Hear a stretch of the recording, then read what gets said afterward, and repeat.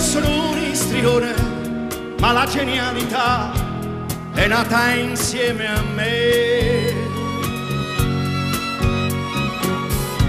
Nel teatro che vuoi, dove un altro cadrà, io mi surclasserò. Io sono un istrione, ma la teatralità scorre dentro di me.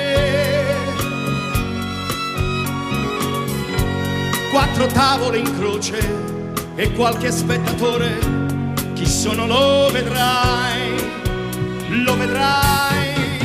In una stanza di 3 muri tengo il pubblico con me, sull'orlo di un abisso oscuro, col mio track e coi miei tic, e la commedia brillerà del fuoco sacro acceso in me, e mentre parlo e piangerò del personaggio che vivrò.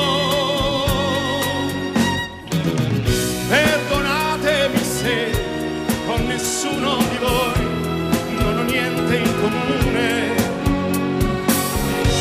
Io sono un istrione a cui la scena dà la giusta dimensione.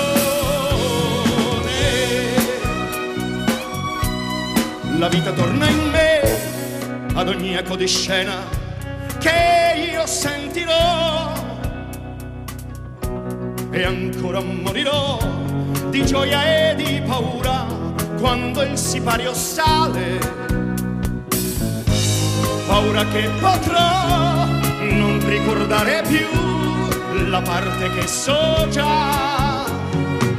Poi quando tocca a me, puntuale sono là, nel sogno sempre uguale, uguale.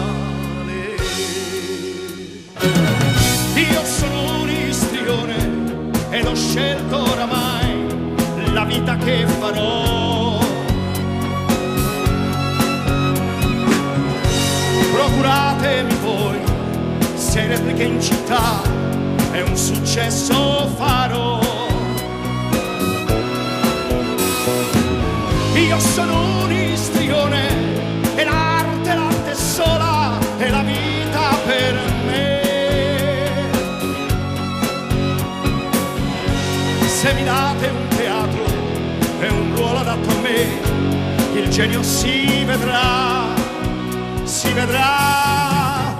Con il mio viso ben truccato, con la maschera che ho, sono enfatico e discreto, versi e prosa vi dirò, con tenerezza o con furore, e mentre agli altri mentirò, fino a che sembri verità, fino a che io ci crederò. Non è per vanità, quel che valgo lo so,